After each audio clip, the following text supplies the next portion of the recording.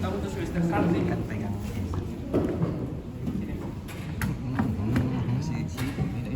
Bisa jadi.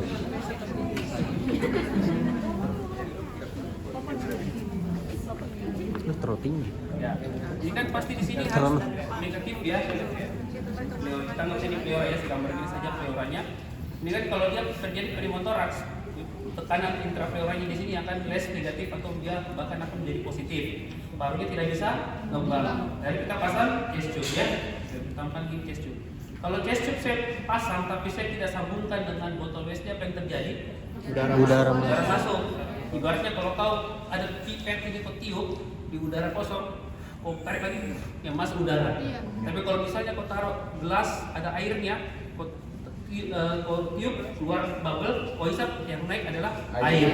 Ya, semakin keras kau menghisap, artinya semakin tekanan di intrapleural itu semakin besar, ya, melebihi tekanan di botol dia akan naik. Jadi bisa jadi, makanya banyak kasus. Ada pernah saya dapatkan pasien, saya nggak sebut sama presidennya ya. Kenapa ini botolnya jadi kosong airnya? Artinya apa? Artinya apa? Udara masuk. Airnya masuk. Kenapa bisa itu? Masuk ke mana parunya, test tube-nya? Masuk ke paru paru. Ya, karena pressure di atmosfer yang menarik. Makanya kalau ada pasien pasang WSD terus botol kok bilang, ih kenapa ini tambah habis ini? Artinya dia masuk ke parenkim paru. Ya. Jadi sistem satu botol. Sistem satu botol yang pertama adalah apanya dulu? Penampung apa? Untuk cairan. Ya. Jadi ini untuk menampung cairan. Jadi nanti cairannya keluar di sini. Ya. Terus kita harus sambungkan lagi dengan botol yang kedua. Botol yang kedua ini isinya apa? Silnya. Jadi dia harus terendam ya. Terendam 2 cm kalau di teorinya untuk membuat tekanan di untuk membuat silnya itu berfungsi. Jadi tekanan intrapleuranya kita harus membuat tekanan di situ fix ya, agar dia tidak kembali, cairannya tidak kembali ke dalam intrapleural. Ya, kemudian ini nanti kita taruh lagi ada apa di sini? Bukan dong. Ya, betul ya, suction ya. Jadi kita sambung lagi suction di sini. Ya. Nah, suction kita sambung ini ke suction. Terus nanti ada di sini apa? Ini yang menentukan tekanan suctionnya ya. Berapa senti dia terendam di dalam air. Kalau dia terendam 20 cm misalnya, maka kita akan menyebabkan tekanan menjadi minus 20. Makanya kita suctionnya tekanan minus 20 itu yang maksimal. Bisa kita rubah tergantung berapa kedalaman tiang satu ini, yang selang satu ini, straw yang ingin kita masukkan. Kalau kita rendam cuma 10 cm, tekanannya minus 10. Ya. Nah, ini ribet. Sistem 3 botol ini ribet. Kenapa? Karena kalau ada satu malfunction, ada satu yang tidak berfungsi, kita harus ganti semua. Nah, makanya sekarang ada satu sistem saja yang bisa meliputi ketiga sistem ini. Ada di, siapa pernah pasang yang sama saya itu pasang redas, pasang pneumo, apa itu dulu sama inom itu? Ya. Ini dari inom tadi ya, bahasa inom tadi itu. Ya itu kan ada satu sistemnya, ada kayak begini sudah. 3 sistem botol ini dibuat ke dalam satu sistem ya. Di sini sistem collectingnya ya. Terus di sini nanti ada untuk water seal-nya ya. Jadi kita isi di sini air sampai batas 2 cm.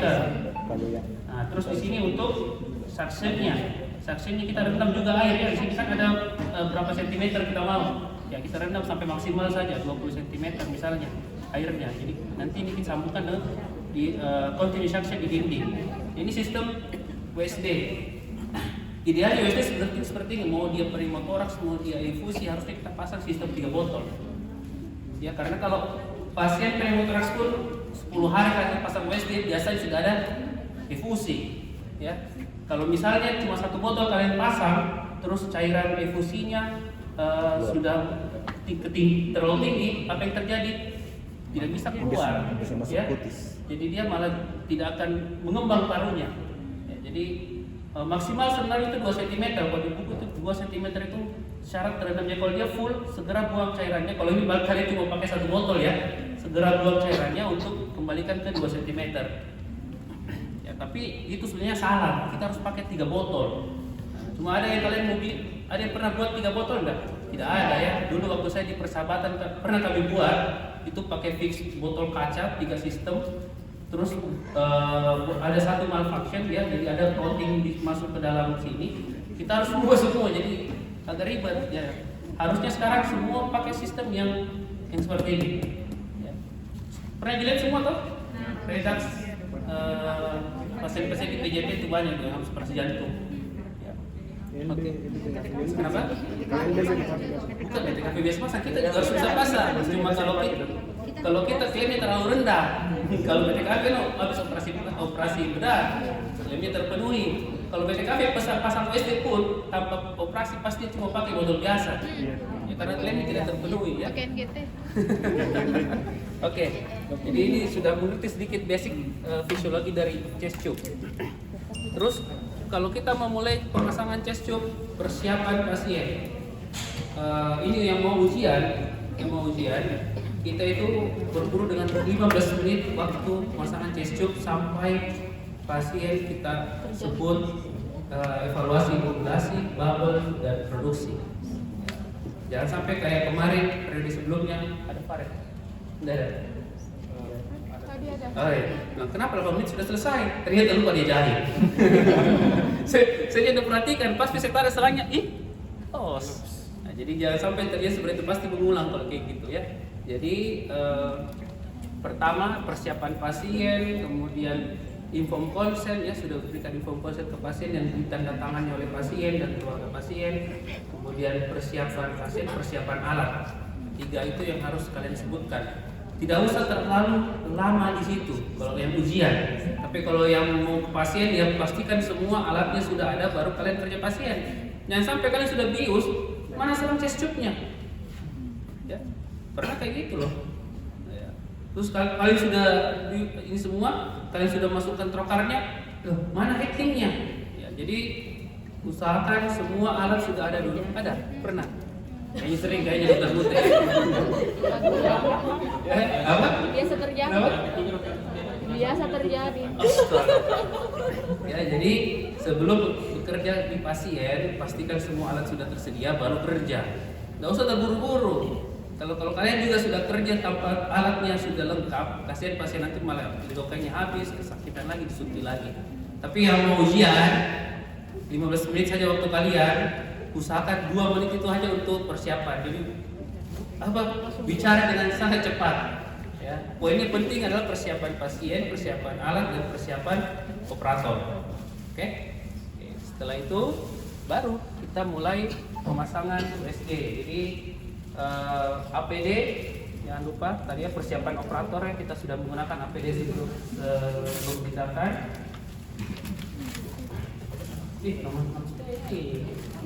Nomor berapa lagi diskonku? 7,5.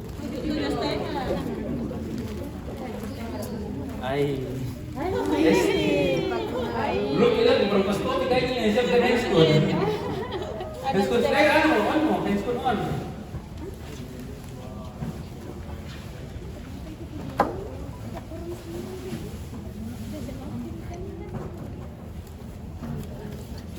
Yang mau ujian jangan lupa pakai apron, pakai hairnet, pakai handskun lengkap.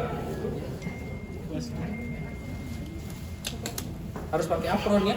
Seharusnya pakai apron, kalau harus kayak gini harus pakai apron. Kemarin diketawain sama temanku bedah. Tuh, workshop dia tidak pakai apron. Mana kasa steril? Kasa.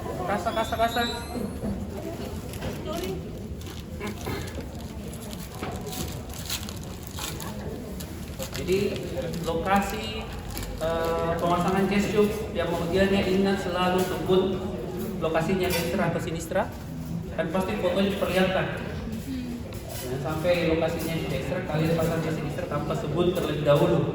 Oh, saya akan melakukan WST di Dextra. Terus sudah misalnya lokasinya di linea aksilaris ya, IS5 linea aksilaris di triangle. Sebenarnya yang mau ujian itu tidak usah sebut triangle of safety ya. Yang penting sebut saja ICS berapa. Ya. Tidak ada, nggak tahu kalau kemarin Zen ada nggak sebut regular safety? Kau sebut ya. Oke, cuma kemarin penyulitnya udah pas masuk trokar, skenernya udah pas masuk trokar, cek bubble tidak ada, durasi tidak ada dok. Ternyata maunya langsung minta foto torak, ternyata masih disebut gitu. Jadi suruh repair pulang. Ya, itu kasus-kasus ujian itu. Iya, Dok. Itu ditentukan 1 jam sebelum ujian. Jadi tidak tahu kasus-kasus itu tergantung nanti pengujinya. Apa? Tergantung ya. Ya. Jadi mana asisten? Satu lagi untuk ujian nanti kan ada asisten 1 orang. Itu perawat, biasanya perawat di rumah sakit tempat ujian diselenggarakan. Profesionalitas dinilai di situ. Jadi bukan menyuruh ya. Bukan mana betadin, mana itu dilihat, minta tolong betadinnya ya, apalagi ini orang Jawa biasanya ya lembut-lembut ya. Baru kita orang Makassar di sini keras-keras. Padahal bukan maksudnya kita mana betadin, padahal mungkin betadin dulu ya. Padahal orang pokoknya kasarnya di dokternya tidak profesional. Ya, jadi asisten minta tolong, minta diberikan betadin. Ya, seperti biasa ya, tentukan lokasi. Roaming.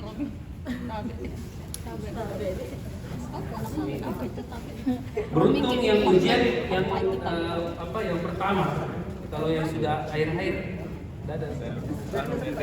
membuang kasa segala macam yang mau ujian, jangan buang begini. Di tempat sampahnya ya dong. Iya, maksudku nanti kau di ujian, nanti kau lupa kau langsung buang begini. Ya, ada tempat sampah disiapkan. Jadi buang di tempat sampah medis. Ya? Apa? Ya, tergantung pengujimu itu. Disebut juga buang di tempat sampah. Tidak usah nih. Itu dilihat itu semua.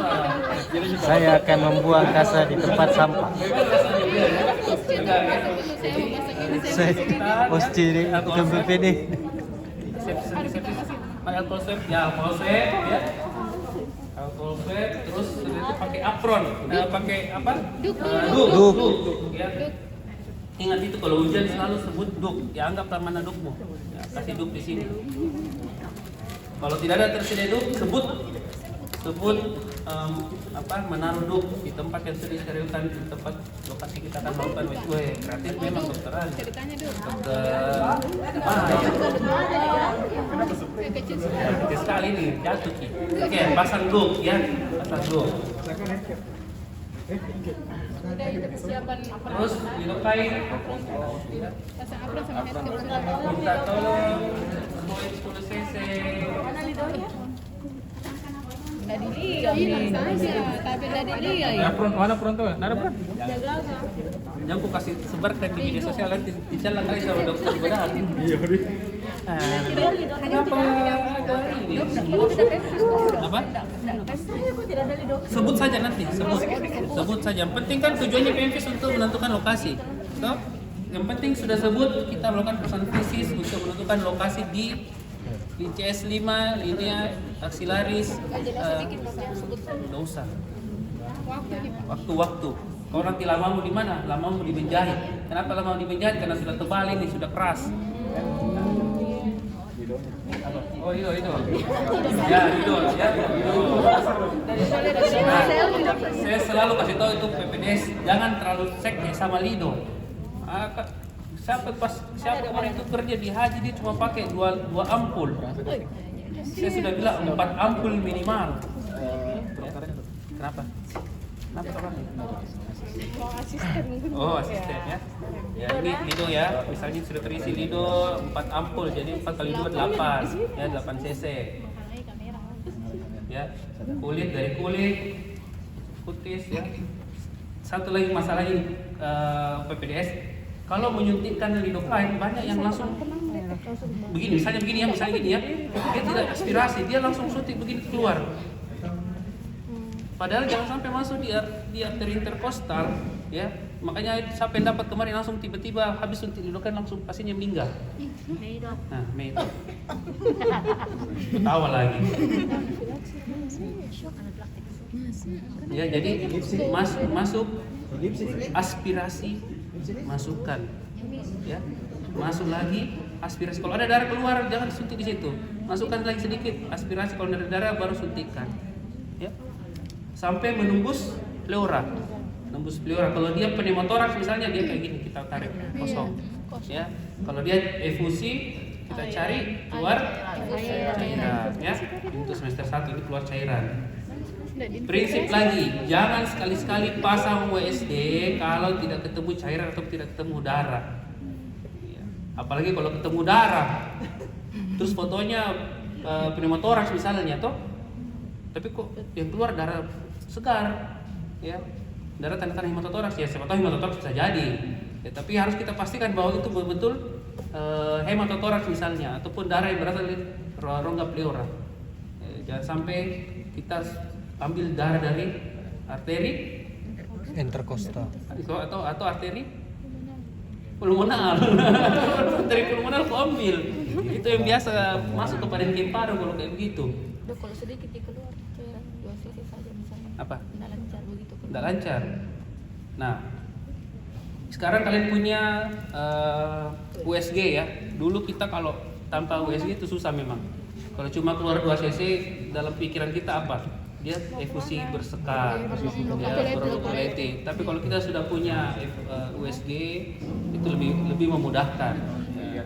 Bisa langsung kita lihat betul tidak ini apakah dia benar-benar. Itu yang mempersulit tindakan pemasangan USG adalah penebalan pleura ya, atau sudah terjadi pleura di dalam, terutama untuk kasus-kasus infeksi ya. Sudah loculated, sudah emphysema yang stage akhir ya. Stage 6, stage 7 itu sudah harus di open kalau kayak gitu ya. Terus setelah kita berikan lidocaine ya, saya selalu melebihkan pemberian lidocaine di daerah kulit ya. Di kulit sampai ke subkutis. Ada kemarin orang pasang USD saya nggak sesuai namanya, yang saya berikan lidocaine di sini tapi dijahit di atas ya. Saya bilang, oke, saya serahkan kawan aja jahitnya. Baru 1 kali tusuk, pasiennya langsung berteriak, "Oh, sakit dok!" Ya, jadi harus diperhatikan tempat kita melakukan infiltrasi atau pemberian lidocaine. Di situ juga kita jahit. Jangan di sini kau kasih lidocaine, kau ambil jahit jauh sekali di kulit. Sakit pasien, trauma nanti akhirnya kalau disuruh reposisi dia nggak mau. Jadi infiltrasinya pas di akhir dok atau pas di awal juga bisa? Bisa dari awal kan lidocaine 15 menit. Ya, bisa dari awal ya, kalau misalnya dari awal kalian mau bisa masuk, toh, berikan lidocaine. Nah, kanan kiri dulu. Nah, kanan kiri. Atas. Infiltrasi baru masuk ke bawah. Ingat selalu aspirasi suntik lidocaine ya sampai menembus pleura. Terus kalau saya kadang-kadang kalau sudah menembus pleura, saya tidak keluarkan lidocaine semua di situ. Saya tarik sedikit untuk kena di pleura parietalnya. Karena itu yang nyeri kalau kita mau tembuskan USD. Ya, jadi ketika kita sudah tembus pleura, cek keluar sedikit basah. Terus saya aspirasi lagi, kalau tidak keluar apa-apa baru saya suntik di situ lidocaine-nya. Ya, tekniknya di situ kalau untuk kenyamanan pasien. Oke, selesai itu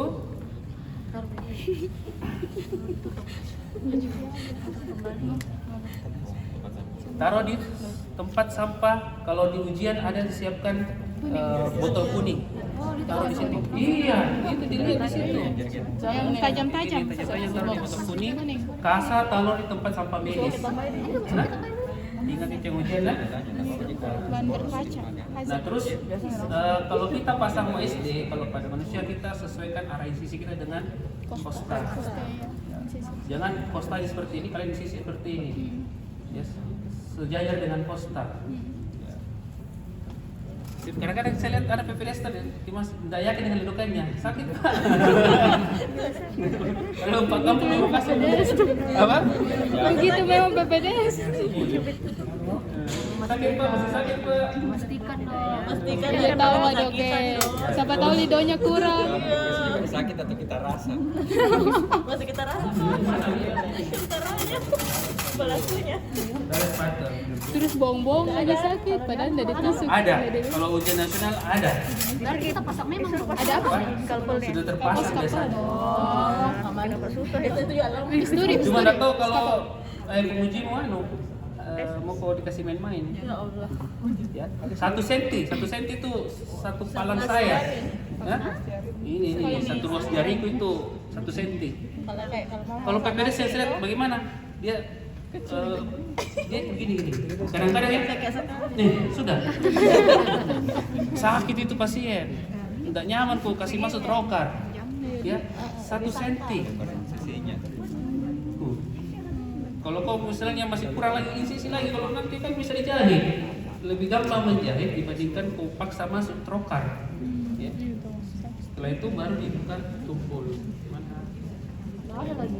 Ada yang bengkok. begini. Terus bengkok. Bengkok. Lem.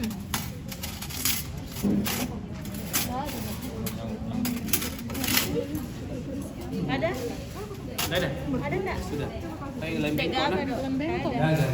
Gitu. Nah, yang saya ajarkan sekarang caranya untuk membuka tumpul ya. Masuk, buka, ya. Bisa diputar, tapi ini sudah tembus. Buka, loh, terus tarik. Jangan tutup. Ini kalau ajarannya dokter gigi seperti ini. Kalau kita misalnya buka terus tutup di dalam, kalau jahit satu-satu bakteri dalam tarik, bisa perdarahan. Ya. Jadi yang saya ajarkan juga sama BPDS, kalau saya lihat mereka kerja buka ini bisa diputar. Kalau dokter Pujo begitu di dulu ada dokter Pujo dia putar, ya tujuannya agar jalurnya tidak hilang. Nah, tapi kalau saya jarang saya putar, saya kasih gini saja baru saya tarik, tapi tidak ditutup. Ya. Sampai menembus pleura, tembus nih. Sampai menembus pleura, tarik. Ya. Saya juga tidak tahu ajaran dari mana ya kalian. Mana trokar? Oh, sudah biasa. Kalau sudah begini Cepat jadi. Nggak masalah. masih dibiarkan saja. Kita tutup. Ya kalau kau tidak mau banjir kau tutup. Tapi kalau misalnya pasien efusi, biarkan dia mengalir. Kalau pneumotoraks, Sama aja. Udara di dalam. Mana pneumotoraks kalau ada? Ya, kalau pneumotoraks jangan. Kalau pneumotoraks, kalau kau gini ya, tadi saya kasih aja kau lagi. Ini kalau pasien pneumotoraks minimal, ya saya sering lakukan kalau pneumotoraks di bawah 20%, tapi untuk pasien yang bergejala. Jadi caranya kalau kita mau memasang chest tube pada pasien seperti itu, mana tadi spot. kita buka. Jadi masukkan begini, ya misalnya masuk ini ya, saya tepelin ya, saya cabut. Oh, kompresi. Saya kasih masuk dulu udah, Untuk dekompresi. barunya kolaps. Ya. Oh, kita tambah-tambahin. Tambahin. Saya masang balok. Oke. Untuk yang kurang dari 20% dan punya gejala. Oh, jadi tak kalah. Sesak juga. Asalkan yakin kalian bisa lakukan dengan cepat. Ya. Enggak yakin. Kita tidak pernah yakin. Masalahnya kurang keyakin, kurang iman. Iman kurang. Iman banyak ya. Iman. Oh, iman. Oh, mau Pepsi kurang dulu? Dokter Edo. Kita aja berdua. Alah. Beskan. Ah, itu ya. Iya. Kadang-kadang juga. Saya the first time dapat, tapi abis itu nggak dapat lagi. Itu kemarin yang kita dapat sama dokter Gun. Kalau biopsi pleura ya, bisa kalian tembuskan pakai pakai mosquito atau bisa dengan menggunakan jarum Abramnya. Kalau saya Cuma kalau pakai jarum Abram selalu taruh tangan di ujungnya seperti ini, jangan sampai over tusuk masuk ke dalam. Kalau di kiri sih ya, paling banter kena jantung ya. Pernah ada persahabatan di Gurun itu residen. Tapi biasa hilang kianunya dok. Apanya? Kalau ini, kalau tusuk pakai ini, pas mau SD hilang ki. Jalurnya. Tidak masalah jika Kamu kamu kabar? uji WSD tuh. Iya, jadinya ini saya masuk putih sama pasien. Kalau infeksi sisa diinsisi lagi nanti begini. Kan gini, semua tindakan ada resikonya. Ya kalau terjadi resiko, terjadi komplikasi, yang penting sudah diinformasikan sebelumnya. Ya, tanda tangan. Jangan sampai terjadi seperti itu tidak diinformasikan sebelumnya. Untuk meminimalkan. Ya, ini sudah terlalu lebar. Jadi selalu kita pastikan keluar cairan. Ya, masukkan lagi. anarkis. Kalau di teorinya ya di buku Richard Light sebenarnya kalau kita sudah membuka dan keluar cairan sudah di pleura parietal. Ini ada dua teknik biopsi pleura. Kalau yang dulu saya kerjakan itu terlalu anarkis. Jadi saya Mengganjal, kasih ganjal. bukan kocok begini. Dicacah. Tena dok. Itu dulu waktu saya di persat terlalu anarkis. Jadi memang banyak sekali jaringannya keambil. Kita cacar terus setelah kita dapat kita jepit. Terus tariknya. Kenapa? Enggak perlu. Kalau kau sudah cacar seperti itu. Yang penting sudah ditutup, Tapi dia sudah dikunci. kalau di buku Richard Light ya, ini terlalu pendek gitu. Atau tusuk lain. Nah, kalau di Richard Light cukup ditempelkan seperti ini, naikkan sedikit, nyangkutkan saja sedikit. Kan tujuan kita mau ambil sedikit pleura parietal ya, baru kita putar. Kunci. Kurang mengganjal itu. Ada dulu saya dapat. Kurang menjangkau. Iya deh. Juga dede. First time itu. Dede. Harusnya terakhir itu kalau dia positif dari biopsi pleura. Karena susah itu termasuk Sama dokter. positif result kalau sensitivitas biopsi pleura itu sangat paling rendah untuk diagnostik keganasan di pleura. Hanya sekitar 35-45%. Jadi di traktir kayak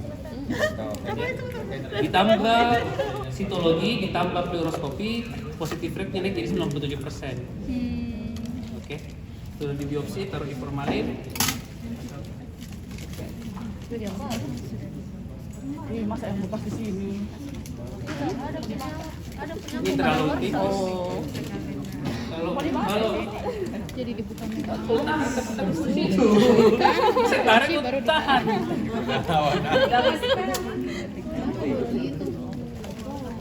Gun tadi jadi moderator. Koordinator junior. Yang baru mana yang baru? Yang baru ukuran selang chest tube ya. Ini ada 24 FR, ada 20. Semakin besar nilainya, semakin besar diameternya. Jadi kalau untuk MPMA untuk yang sudah kental-kental ya, pakai yang nomor 24 minimal. Kalau ada 28. Kalau 32 terserah, insisimu harus besar. Semua bisa masuk tergantung insisimu. Jadi kalau masuk 32 insisimu secuil begini nggak bisa masuk. 28. Hah? Oh 28 biasanya dia ada 24 ya. 24. Oke. Masukkan. Ini kalau gini kan susah ya, karena kecil insisiku, ya. Kita harus kasih besar sebenarnya insisi tadi. Oh, dari kasih air dalam itu dok. Oke. Kalau sudah masuk, ketara gitu feel-nya kalau masuk di pleura. Ada rasanya. Ada rasanya. Nggak bisa dijelaskan. Rasa yang tidak pernah dijelaskan ya. Bukan menembus kertas juga. Bukan menembus napas. Beda juga menembus Kalau sudah kertas. tembus, nah yang mau ujian jangan bilang kalau efusi saya arahkan ke posterior basal, jangan ya. Kalau penguji semua sepakat arahkan ke Posterior. atas, ya. Jadi dorong ke atas, ya. Jadi sambil tarik sudah keras nih kulitnya. Insisi kau dulu sedikit, biar gampang. Iya ini kita dorong ini.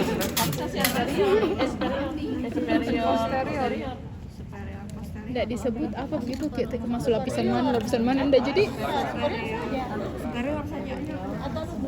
atas belakang atau atas aja dok? Dok custom Atas gini. Akan ke atas mau bilang saja. atas, bilang saja atas. Kalau di atas baru bilang ke superior.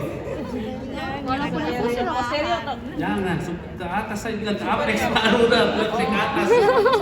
Iyo dia tidak mau. Kemarin itu yang tidak lulus gara-gara ke posterior basal.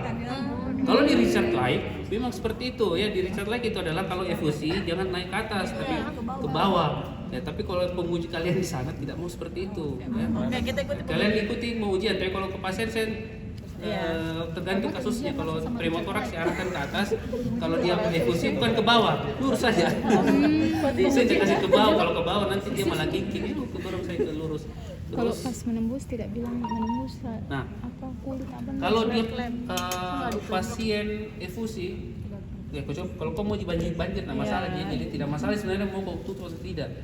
Ya, yang jelas langsung kau nanti klaim. Enggak legal artis gitu. Iya, tapi kalau pneumotoraks, kalau dokter Diki pernah ajarkan adalah nggak usah ditutup, ya.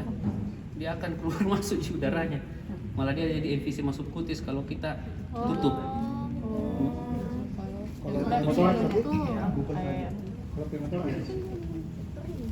Baru kita hubungkan dengan hubungkan dulu.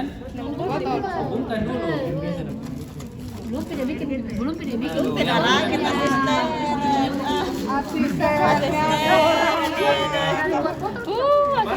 kalau ujian botolnya sudah jadi. Jadi kalau ujian di betul ya Dokter Sam ya? Udah jadi botolnya toh? Sudah ada botol kaca tuh kalau di ujian. Botol kaca. Jadi kalian sisa sambungkan nanti di test tube-nya. Itu 15 menit. Nanti setelah ini saya mau lihat dia mau ujian kerjakan dalam waktu 15 menit. Gimana Dokter Sam ya? Ya, 15 menit batas waktunya nah. Ya, oke. Ceritanya tadi. Kalau semester 1 bolehlah 20-30 menit. Dah, baru jahit. Metode jahitnya pakai pengganti. Saya ajarkan kau ini dua-duanya. Satu yang biasa, satu tambah ACC ujian. Saya kau Sam kemarin bagaimana Sam? Ujian mana? Tergantung atau yang satu. Satu tidak satu. Sekarang satu. Yang terstandar. Standarisasi ujian. Durhaka kok sama. Saya Iya tahu ujian hemat juga saya kos pakai dua. biaya rumah Jadi sakit. begitu. Terus semua penguji saya bilang, mahal Aldi, banyak uang rumah sakit ini. Ya sudah. Jahit ya. Jahit luka usahakan tujuannya adalah menutup ya, bukan mengambil kulit pasien. Saya kemarin mendapatkan itu. Tadi saya udah sebut nama ini. Kasih dalam-dalam. Diambil di sini, bayangkan atau di sini. Salah ya, kita mau tutup dia punya luka. Jadi ambil di lukanya saja. Dia bisa mau otot-ototnya dong. Iya ke dalam ya.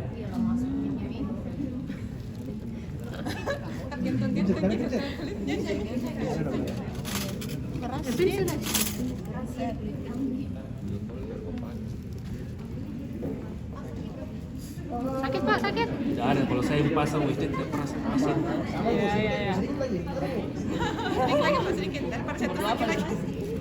Ini kita buat Posisinya atas di sana, bawah di bawah. Ini kan ini kan Posisi kambingnya ini. Presentasinya bagaimana? Atas itu. Begini dok, bisa jadi begini. Atas ke bawah ceritanya dia lagi tidur. Kamu dari awal. yang penting bentuk U. Biasanya bisa aku begini. sesuai dengan irisan ininya, garis-garis kulit. Ini irisan horizontal toh? Ini karena kambingnya ini jadi Kambing deh, kalau manusia tidak. kalau manusia kan harusnya tidur. Saya manusia udah begini sisinya. Begini. Dari ke atas bawah. Iya, sesuaikan. Nah, kalau ini kan karena kambing. Karena Beda sama yang kayak biasa dong. sesuaikan dengan garis tubuhnya. Sudah. Atas saja.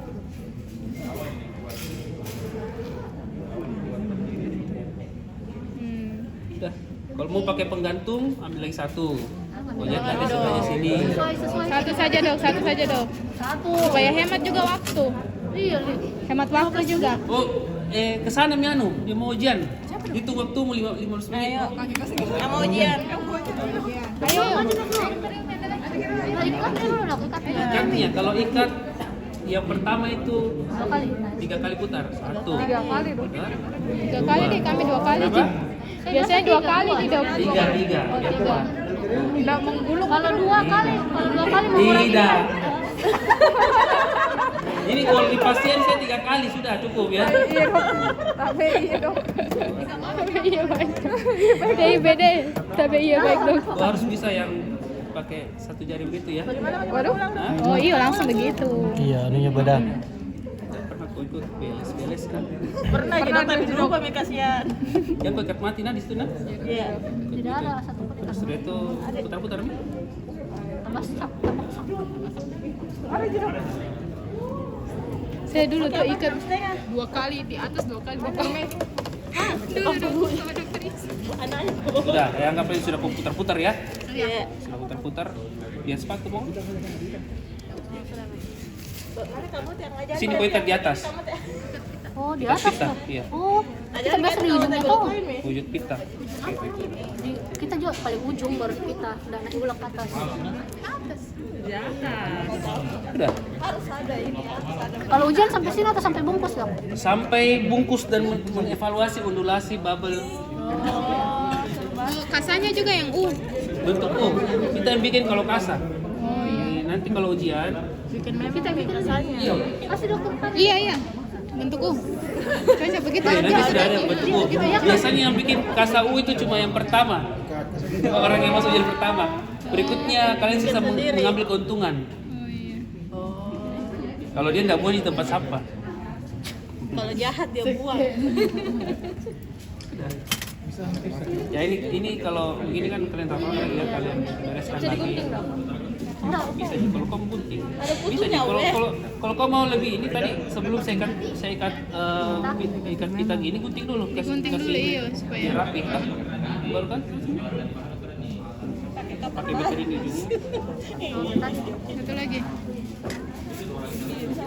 Sama dipakai juga dong.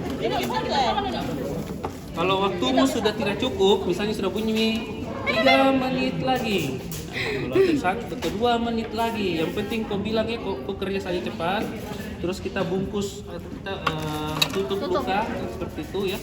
Saya sebelah sini. Begini, tutup dengan plester. Oh, langsung gitu deh. Kemudian kita evaluasi undulasi, bubble, dan reduksi serta keluhan pasien. Apakah terjadi perbaikan setelah pemasangan SCU? Nah, setelah itu kalau masih ada waktu, bereskan semua peralatan kalau masih ada waktu. Tapi tidak pun ada waktu yang cukup. Aduh, pas masuk udah blank duluan gimana tuh? Gak bisa ngapa-ngapain kan? Saya tidak tahu di ujian nasional sekarang disuruh biopsi pleura atau tidak, Zem kemarin. Tidak gitu. Jadi kalau apa? Kalau misalnya nanti ujian memang stasiun USD saja aku kerja. Jangan aku kerja biopsi pleura. Saya tidak tahu tergantung nanti soalnya 1 jam sebelum ujian. Kalau pengujinya bilang kita kasih tes sedikit deh, tambah ke biopsi pleura, bisa jadi gitu. Kalau ada di lab juga biopsi pleura juga. Dok, kalau pas ditusuk itu nggak bilang ditusuk di seputih sampai masuk itu enggak Ji? Buka tumpul sampai menembus pleura. Itu saya bilang. Apa kita edukasi pasien kalau sudah selesai begini? Tidak ada bisa kita bilang ke pasien tidak perlu ujian. Buka tumpul sampai menembus pleura. Sini jangan banyak gerak. Nanti diberikan obatnya di lab. Terkait ini dok, Cairan. selangnya. Iya, cairannya selangnya dok. Kan kalau misalnya pusing, Oh iya. Apa sisa per jam? Itu tidak ada standar baku. Berapa cc per jam? Kalau saya karena punya pengalaman dengan repe, jadi saya selalu membatasi 1 hari 1.500. Dan 500 Terserah per 8 mau jam. per 4 jam, per 6 jam, per 8 jam. Jadi kalau 1.500, 500 per 8 jam. Boleh seperti itu, boleh juga kalau saya kadang-kadang 300 per 4 jam, 300 per 3 jam. Yang penting parunya ada waktu untuk mengembang pelan-pelan. Saya pernah dapat repe kasusnya bukan karena ini kan klaim, ini fokusnya PPDS. Saya sudah pasang USD, klaim sampai di ruangan terbuka, keluar semua, lantai basah semua dengan NPMA. Bukan NPMA sih, efusi pleura yang sudah kenal itu ya. Dia sudah basah, tiba-tiba pasien saya ditelepon, dok pasien tiba-tiba sesak sekali. Saya cek, kenapa langsung ada terbuka, dia punya klaim. Di sini saya belajar, saya nggak boleh melakukan ini lagi sama pasien. Jadi pengalaman sebenarnya kalau kita dapat pasien terus tiba-tiba pasiennya terjadi sesuatu karena tindakan kita. Iya betul. Itu jadi pelajaran betul. Iya. Oke. Coba kalau 15 menit. Oke. NGT, kalau pakai NGT. iya dok. Oh, pakai Ayo dok. Iya dok, NGT dok, NGT. Ini mau dok selangnya ini. Terindah. Sini NGT. Sampai nanti di daerah tidak ada trokar. Itu ada. Tapi kalau ada saya minta trokar. Nanti saya minta lah. Saya minta, pokoknya harus ada trokar. Kalau bisa diminta. Kalau di daerah tuh kayaknya nggak ada trokar dong. Kalau trokar. NGT, Ada, saya udah harus ada dulu. prinsipnya adalah tahu lubangnya di mana yang terakhir. Iya, itu Jangan susahnya. sampai kau Pasti masih ingat. kau pasang NGT, lubangnya masih belum masuk ke Piora, jadinya nanti bisa NPC masuk putih. Iya deh, kenapa? Oh, nggak bisa dipotong. Paling sering buat NPC masuk Nggak bisa putih dipotong sih. ujungnya yang berlubang itu. Bisa dia. Iya. Dikasih pendek. Terjadi hal yang tidak diinginkan tuh. Kalau ada orang yang ada center di Jawa, dia jahit dulu seperti ini baru dimasukkan USD. Tapi kita jangan seperti itu ya. Karena kita tidak tahu jahitan kita nanti bisa terbuka kalau kita kasih masuk trokan. Kalau NGT bukan ini yang kita masukkan. Iya, sebelah sana. Itu digunting saja dulu deh supaya itu masuk. Digunting saja tahu nggak? Ya boleh kau gunting sampai 2 atau di ujung sini saja ya. Terus itu kau masukkan. Penting buka tumpul dulu sampai menembus 200 toh. Buka lebar betul, keluarkan, baru masukkan dengan gini. Agak ini deh. Kalau sudah masuk, buka, dorong pelan-pelan.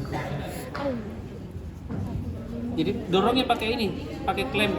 Jadi kita taruh. Oh jadi tidak masuk. Jadi klaimnya dikeluarin terus dok. Kenapa? Jadi kan klaimnya masuk, Nah. keluarin, habis itu diklaim lagi, masuk lagi. Nih. Tuh, ya masuk, ya. Tembus. Hah? Tidak? Terus? Buka. Buat keluarnya. Oh, pakai tangan berarti mas? Ini pakai tangan kan. Kalau mau kau pakai ini nggak bisa lah. Tangan. Kalau ini udah kau bilang mau naik ke atas pasti beliau di dia dalam. Berarti harus memang tembus pleura dok deh karena Berapa senti masuk bro? Ya, itu kalau kita pakai NGT pastikan lubang terakhirnya sudah masuk di pleura. Jadi biasanya kalau mau aman ya gunting saja. gunting saja. Iya. Jangan semua. Ini sampai sini biasa. Dua. Dua lubang Kenapa kita harus sisakan lubang? supaya Bukan. tahu sudah masuk cairan. Takutnya ada yang tersumbat di sini, dia masih bisa masuk ke sini. Jadi kalau kita potong semua, misalnya di sini kau potong, semua di sini sudah nih. Ya sebenarnya ada untungnya juga NGT. Ya kalau dia apalagi kalau banyak lubang, yang penting pastikan semua masuk ke dalam ya. Jadi kalau ada yang tersumbat di sini misalnya, masih ada tempat lain untuk keluar cairan. Dia masih Berapa panjang masuk bro? Berapa panjang Kalau masuk? kau misalnya bukan tumpul terus kau Tidak. masukkan begini nggak bisa. Kayaknya ada. Siapa tahu ada ukurannya berapa panjang Berapa masuk? masuk? sesuaikan. Ada. Sesuaikan saya dulu. Sesuaikan saja. Kemarin ada. Dulu saya waktu awal di persahabatan kita pakai trokar besi. Iya, kalau saya lihat video di YouTube itu pakai trokar besi yang kayak biopsi itu dok, tuh yang besar itu, kayak obeng. Itu juga dipakai sama PPDS paru semester 2 di persahabatan. Kayak obeng. Jantung langsung minggat. Iya, Oke, sudah ya. Ayo, 15 menit. 15 menit. Yang mau ujian dulu, 15 menit.